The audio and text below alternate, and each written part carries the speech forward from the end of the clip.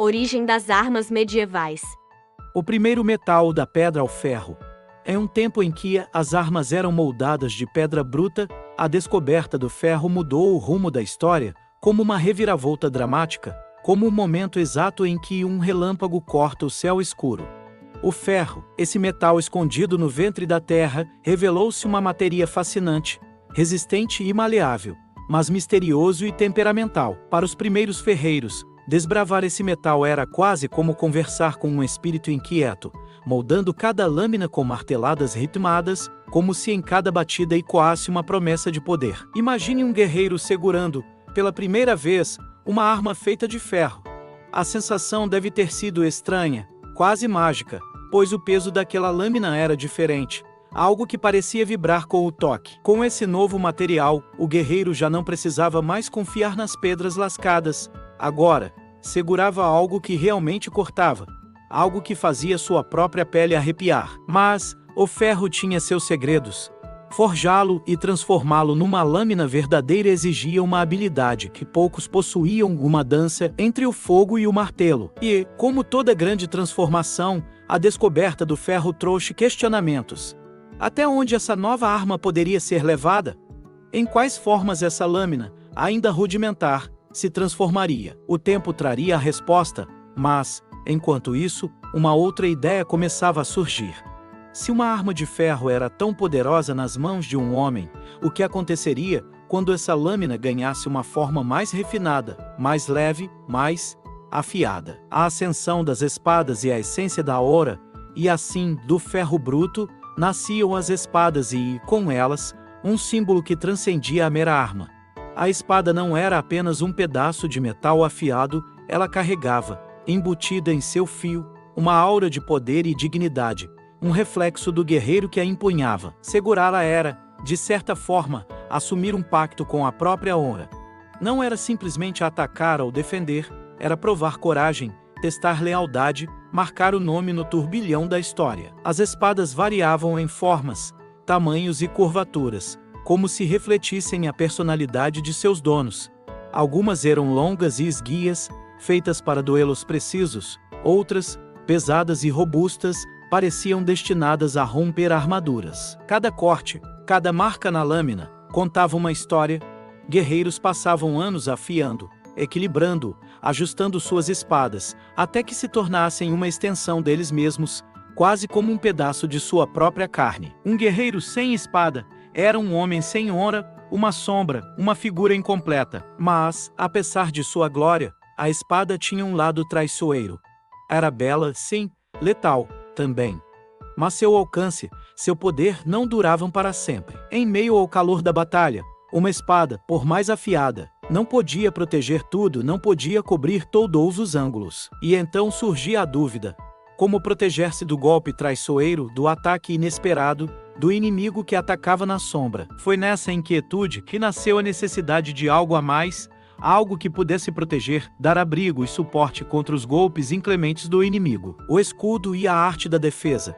Quando as espadas reluziam no campo de batalha, cortando o ar com silvos ameaçadores, logo ficou claro que uma lâmina afiada não era suficiente para garantir a vitória ou a vida. Nascia, então, uma criação modesta, mas extraordinária: o escudo. Esse companheiro fiel e silencioso, muitas vezes ofuscado pelo brilho da espada, trouxe para o campo de batalha algo fundamental: a defesa. De início, os escudos eram apenas círculos toscos de madeira, sem muito refinamento. Mas, à medida que os conflitos se intensificavam, eles se evoluíram, ganhando camadas de metal, bordas reforçadas e até emblemas das casas nobres. Cada detalhe, cada lasca na madeira, representava uma história de sobrevivência, um golpe bloqueado, uma vida salva por um triz. E mais do que uma peça de combate, o escudo se tornava um símbolo de resistência. Ele era a promessa de que, mesmo diante de uma chuva de golpes, ainda haveria uma proteção firme, um refúgio. Empunhar um escudo exigia mais que força. Era preciso coragem e determinação para erguer essa barreira e segurar o avanço de uma força que buscava romper tudo ao redor. Mas, mesmo o escudo tinha seus limites, e os guerreiros logo perceberam isso. Como resistir, por exemplo, a uma arma que não visava apenas o homem, mas tudo que ele protegia atrás de uma muralha. Foi essa inquietação que deu origem a uma nova era de armamentos, marcando o ponto em que o combate individual começava a se fundir com o esforço coletivo, trazendo armas pensadas para derrubar as defesas mais imponentes. A chegada das armas de cerco e a força coletiva. Quando os guerreiros perceberam que um homem só não bastava para vencer uma fortaleza, a guerra medieval deu um passo adiante, transformando-se em um espetáculo de engenhosidade e brutalidade. Surgiram, então, as imponentes armas de cerco. Essas máquinas de destruição, mais que meras ferramentas, eram o produto de uma nova mentalidade.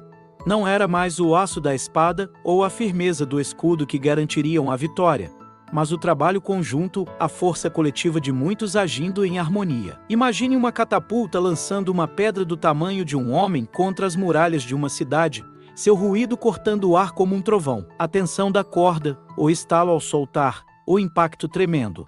Cada lançamento era uma dança coreografada entre homem e máquina, como se até as leis da física se dobrassem ao comando dos engenheiros de guerra. Ao lado das catapultas, surgiram os arietes, com cabeças de metal forjado, criados para bater com força e derrubar portões que antes pareciam intransponíveis. E as torres de assalto, verdadeiras fortalezas móveis, eram empurradas até os muros, levando os guerreiros a alturas inalcançáveis, prontos para invadir. Essas armas de cerco representavam algo novo. Não se tratava apenas de destruir, mas de transformar as batalhas em confrontos de pura engenhosidade, onde os exércitos precisavam antecipar cada movimento, cada resistência. O campo de batalha deixava de ser uma arena para duelos individuais e se tornava um palco de estratégias calculadas, de alianças e esforços compartilhados. Era como se cada pedra lançada, cada portão derrubado, fosse um anúncio de que a era da simples bravura estava sendo substituída por uma era de inventividade feroz. E, assim, essas armas de cerco, com toda a sua potência, selaram uma verdade inevitável.